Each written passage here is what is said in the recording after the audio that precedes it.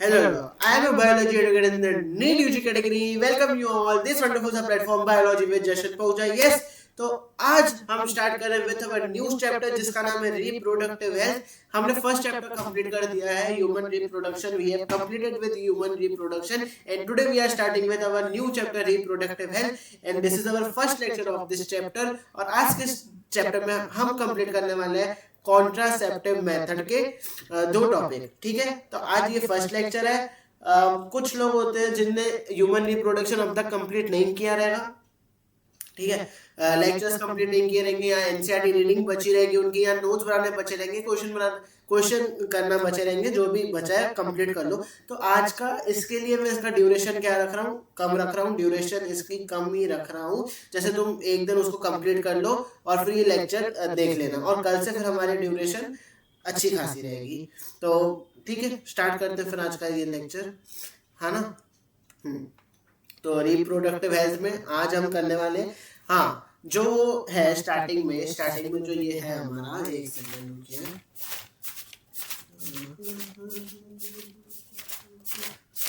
ये देखो क्या है स्टार्टिंग में, reproductive health problem and strategies. ये हम लास्ट में करते हैं, ये हम चैप्टर के लास्ट में करते हैं। आज हम करेंगे पहले ये population exclusion and birth control, contraceptive method से स्टार्ट करेंगे, है ना। किससे स्टार्ट करेंगे? कॉन्ट्रासेप्टिव मेथड से हम स्टार्ट करेंगे। ठीक है ना, स्टार्ट करते हैं। अब ये जो कॉन्ट्रासेप्टिव मेथड है, इसका मतलब क्या होता है? कॉन्ट्रासेप्टिव मेथड की मदद से, ये मेथड है, method to prevent unwanted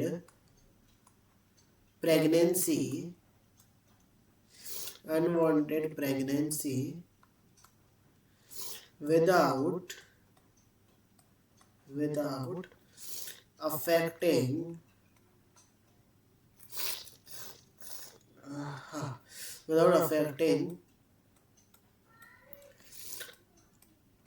sexual intercourse.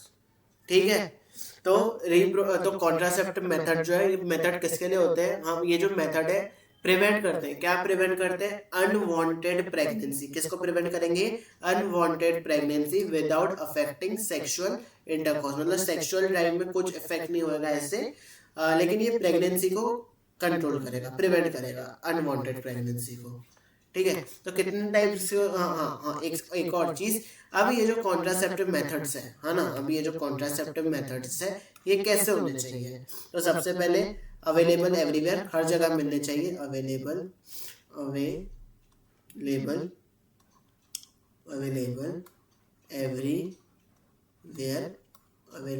Everywhere. दूसरा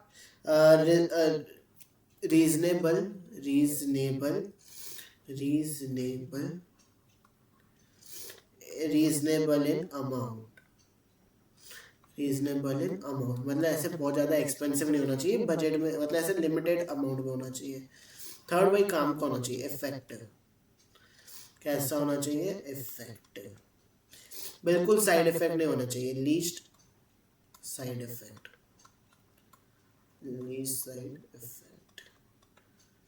fifth, no interference in sexual intercourse. No interference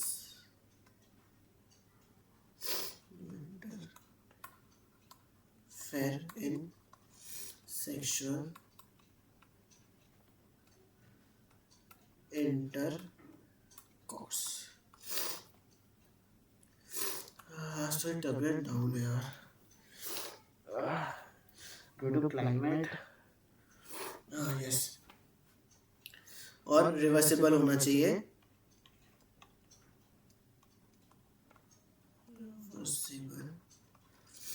और सेवेंथ, यूजर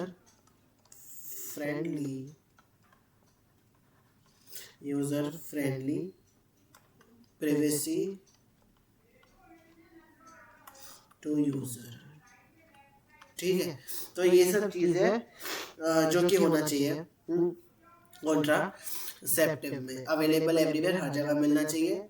बजट मतलब से कम प्राइस में होना चाहिए। रीजनेबल इन अमाउंट, इफेक्टिव होना चाहिए, least side effect, no interference in sexual intercourse, reversible, user friendly, privacy to user.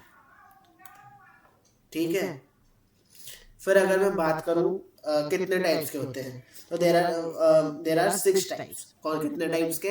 6 types के। कितने? 6 टाइप्स के। ठीक है, तो सबसे पहले टाइप की बात करते हैं, है ना? अरे यार, हाँ, सबसे पहले टाइप की बात करते हैं, नेचुरल मेथड। क्या आता है? Natural method. दूसरा कौन सा होता है? Barrier method. फिर कौन सा होता है हमारा? IUD, intra uterine device. फिर फोर्थ, ओरल कॉन्ट्रासेप्टिव। फिर फिफ्थ, इम्प्लांट्स, जो इधर स्किन के अंदर डालते हैं, इम्प्लांट्स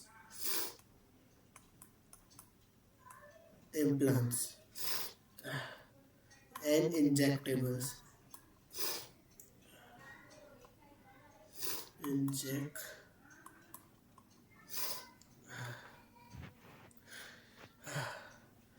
एंड 6 सर्जिकल।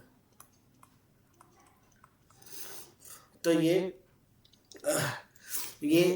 सब कॉन्ट्रासेप्टिव मेथड्स होते हैं। Natural method, barrier method, IUD, oral contraceptive, implants, injectables और सर्जिकल जो है ये परमानेंट मेथड होता है।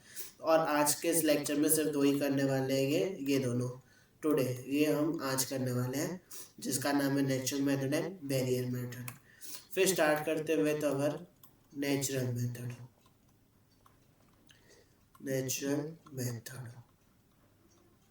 ठीक है, किसकी बात करते हैं? नेचुरल मेथड की। तो हर एक का एमओ होता है, मोड ऑफ एक्शन। तो इसका मोड ऑफ एक्शन क्या है? इसका मोड ऑफ एक्शन है avoiding meeting of sperm and ओवा। मतलब ये स्पर्म और ओवा को मीट नहीं करवाएगा, उसको अवॉइड करेगा। Avoiding meeting of sperm and ओवा। तो इसमें सबसे पहला मेथड आता है पीरियोडिक एब्सिस्टेंस। पीरियोडिक एब्सिस्टेंस, ठीक है, हाँ। और इसका दूसरा नाम होता है कैलेंडर मेथड, और इसको बोलते हैं रिदम मेथड। अभी ये मेथड में होता क्या है? तो ये मेथड में हमारा क्या होता है? ये मेथड में समझते हैं, जैसे कि अब एक समझो, हाँ, मेंस्ट्रुअल साइकिल चल रही है। अरे ये क्या है?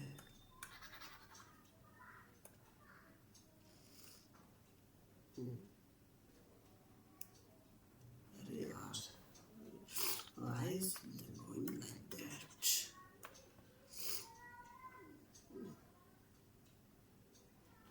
तो ये 28 डेज की साइकिल होती है। ये डे 1, ये 28 डे, और 14 डे पे क्या होता है हमारा? ओव्यूलेशन होता है।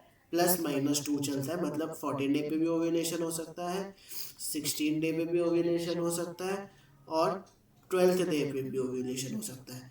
ठीक है, तो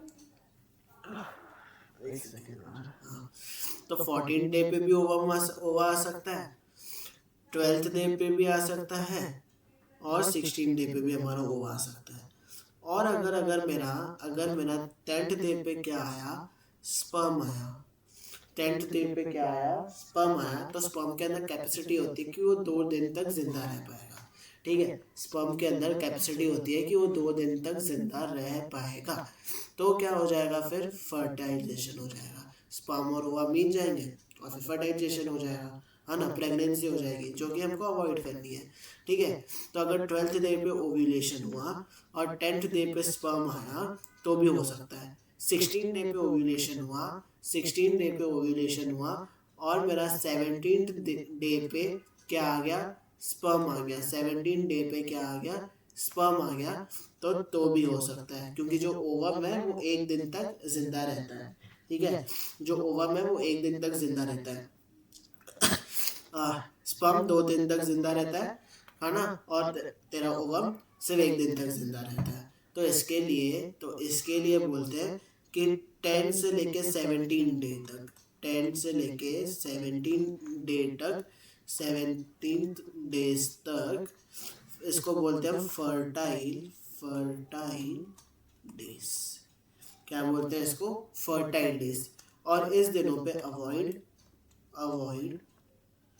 avoiding sexual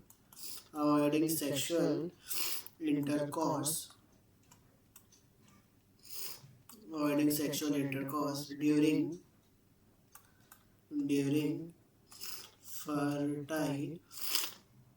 fertile days of female। ठीक है, तो इस दिनों पे यार हालत खराब है सही में आज।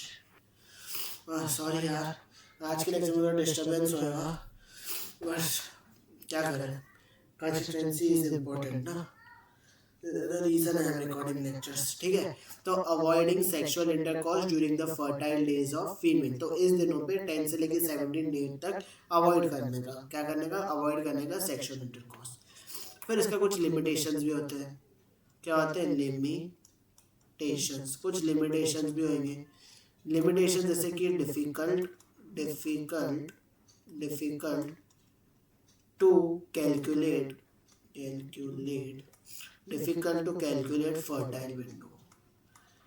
फिर आखिर फर्टाइल विंडो है कौन सी, वो कैलकुलेट करना डिफिकल्ट होता है।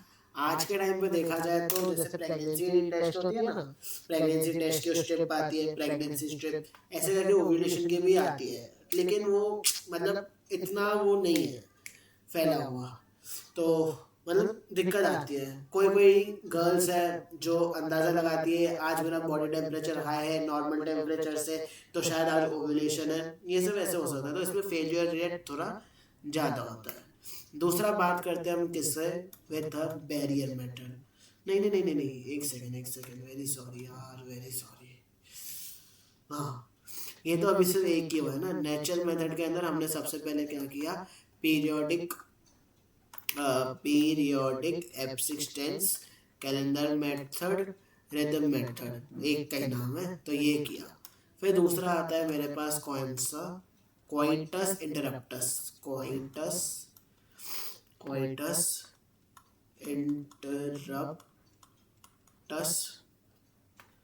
जिसको हम और क्या बोलते हैं, विड्रॉल मेथड। ठीक है, कोइटस इंटरप्टस, विड्रॉल मेथड। ठीक है, बात करते हैं अब इसकी। तो इसमें क्या होता है, कोइटस इंटरप्टस और ये वाले मेथड में क्या होता है, विड्रॉल किसका विड्रॉ कर रहा हूँ, of पीनस, withdraw of पीनस just before ejaculation, मतलब इजैकुलेशन के पहले विड्रॉ कर रहे हैं हम किसको, पीनस को। क्या कर रहे हैं, withdrawal of पीनस just before ejaculation, मतलब इजैकुलेशन से जस्ट बिफोर पीनस को क्या कर रहे हैं, बाहर निकाल दे रहे हैं, विड्रॉल कर रहे हैं। फिर इसकी भी कुछ लिमिटेशंस होती है। क्या लिमिटेशन है, प्री इजैकुलेटरी फ्लूइड जो होता है, मतलब इजैकुलेशन से पहले भी एक फ्लूइड होता है, उसके अंदर भी स्पर्म होने के चांसेस रहते हैं, है ना। Pre ejaculatory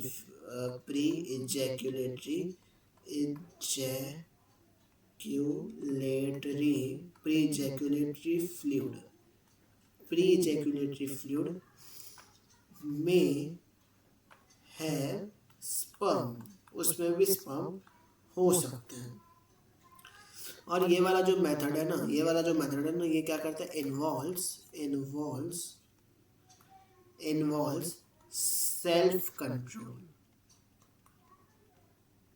self control by male partner,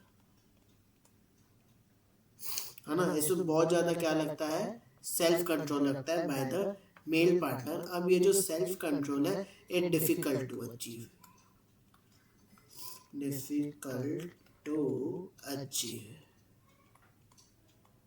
ठीक है। फिर लास्ट में आता है हमारा थर्ड मेथड, जिसका नाम है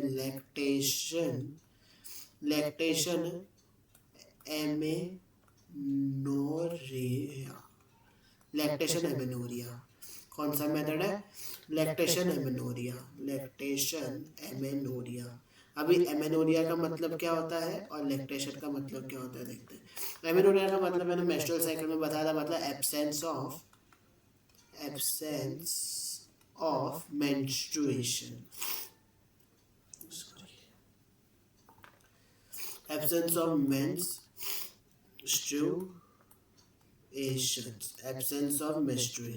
मेंस्ट्रुएशन। और लैक्टेशन का मतलब ब्रेस्ट फीडिंग, ठीक है। हाँ, तो लैक्टेशन एमेनोरिया का मतलब होता है एब्सेंस ऑफ मेंस्ट्रुएशन, और लैक्टेशन का मतलब ब्रेस्ट फीडिंग। ये जो है मैक्सिमम कितने के लिए होता है, मैक्सिमम फॉर 6 मंथ्स। इसमें क्या करते हैं हम, इसमें क्या करते हैं हम, प्रोलैक्टिन हार्मोन होता है। प्रोलैक्टिन क्या करता है, जो मिल्क का फॉर्मेशन करता है। तो प्रोलैक्टिन का हम बढ़ाते हैं, कंसंट्रेशन बढ़ाते हैं। तो ये क्या करता है, नेगेटिव फीडबैक देता है, नेगेटिव फीडबैक टू FSH। किसको नेगेटिव फीडबैक देगा, FSH को। और फिर क्या होएगा, ओव्यूलेशन नहीं होगी। फिर ओव्यूलेशन क्या होगी, नहीं होगी, ठीक है। तो ये आता है। फिर आते हैं हम नेक्स्ट मेथड पे। अब आते हैं हम नेक्स्ट मेथड पे, जिसका नाम है बैरियर मेथड। इसका नाम क्या है, बैरियर मेथड, है ना। इसका मोड ऑफ एक्शन क्या है, prevent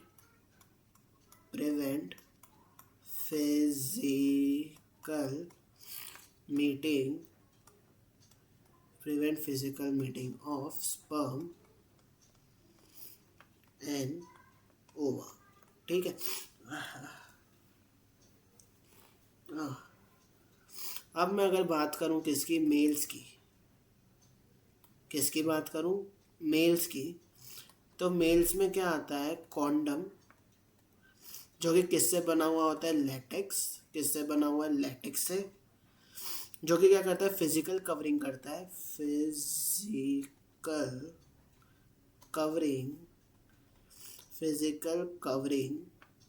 physical covering of male copulatory organ, ठीक है। और ये क्या करता है,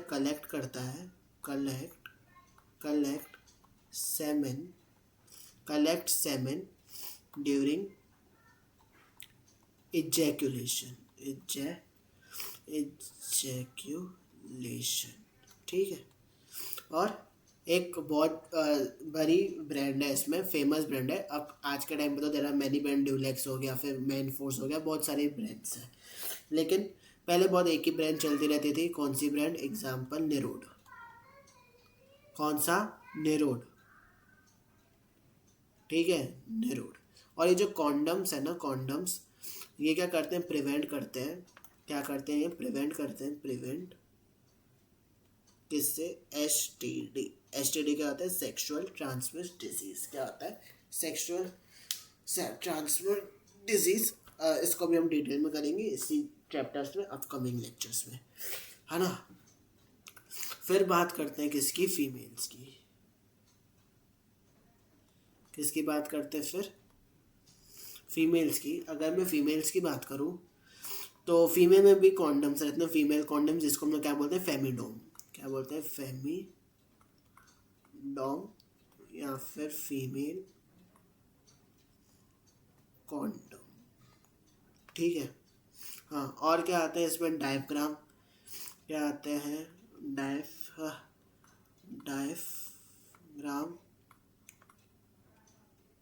cervical cap, cervical cap and walls, ठीक है। ये सब किस में देखने को मिलेंगे, फीमेल्स में, किस में, फीमेल्स में, मेंस में नहीं होते हैं। और ये क्या करते हैं, कवर्स वजाइना एंड सर्विक्स। और क्या होता है ये, इसमें अगर इसका इफेक्टिविटी इंक्रीज करना है तो एक सेकेंड यार, हाँ, effectivity can be increased by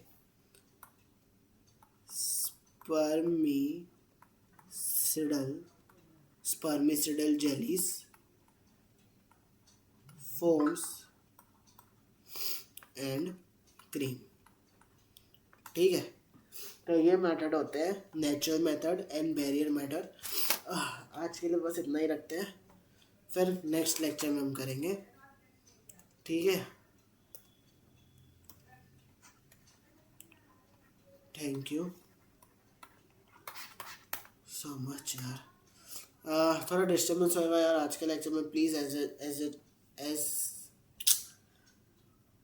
please थोड़ा कोऑपरेट कर लेना, क्योंकि बहुत ज़्यादा तबीयत ख़राब है यार। मैं छोटा सा लेक्चर रिकॉर्ड करके बस दे रहा हूँ, जैसे तो रेगुलरिटी बनी रहनी चाहिए। और लेट भी हो गया काफ़ी, पता है मेरे को, ठीक है। प्लीज़ कोऑपरेट कर लेना, थोड़ा मतलब हैंकी वैंकी है, थोड़ा स्नीजिंग टाइप है, इसके लिए प्लीज़ कोऑपरेट। आज के लिए बस इतना ही रखते हैं। नेचुरल में थोड़ा बैरियर मेथड कंप्लीट किया और बता दिया मैंने कि क्या होता है ये कॉन्ट्रासेप्टिव मेथड। मैं अपने नोट्स तुमको शेयर कर दूंगा किधर, मैं ऑन माई व्हाट्सएप चैनल जशन पहुँचा बायोलॉजी, ठीक है। बाकी ठीक है, आज नेचुरल मेथड किया, नेचुरल मेथड और बैरियर मेथड कर दिया। कल IOD, oral contraceptive, implants, injectables और सर्जिकल मेथड, ये सब कर लेंगे। छोटा सा चैप्टर यार, 3 दिन में हो जाएगा, ठीक है। मिलते हैं कल के लेक्चर में, तब तक के लिए ये लेक्चर देख लेना, छोटा सा ही लेक्चर है, 20-25 मिनट का लेक्चर है, ठीक है। मिलते हैं, bye bye, thank you all, thank you so much for watching and share this lecture as you can, okay.